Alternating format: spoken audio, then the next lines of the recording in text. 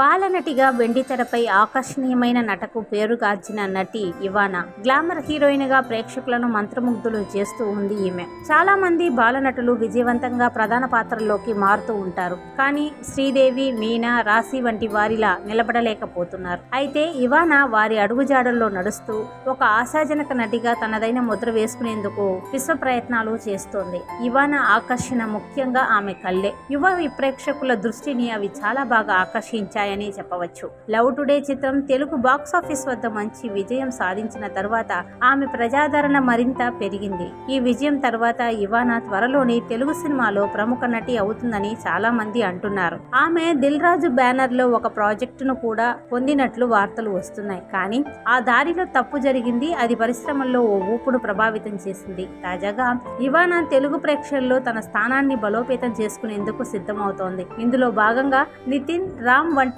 యువతారలతో జతకట్టడానికి ప్రయత్నాలు చేస్తోంది. తన కెరీర్ ను ఉన్నత స్థాయికి తీసుకెళ్లే ప్రధాన పాత్రలను పోషించాలని లక్ష్యంగా పెట్టుకుంది. సాధారణంగా త్వరగా ప్రజాదరణ పొందిన తమిళ నటీమణులు పెద్దగా ఆలస్యం చేయకుండా తెలుగు ప్రాజెక్టుల్లో కనిపించడం ప్రారంభిస్తారు. అయితే ఇవానా ప్రయాణం వేరే దారిలో వెళ్తున్నట్లు కనిపిస్తుంది. ఆమె తెలుగు చిత్రసీమకు కొద్ది కాలం దూరంగా ఉన్నప్పటికీ ఆమెకు ప్రజాదరణ అనేది తగ్గలేదు. ఆమె ఇటీవల విడుదలైన డాగన్ చిత్రంలో కనిపించినప్పుడు ఇది స్పష్టమైంది. తెరపై ఆమె ఉనికి యువ ప్రేక్షకులను ఆనందపరిచింది.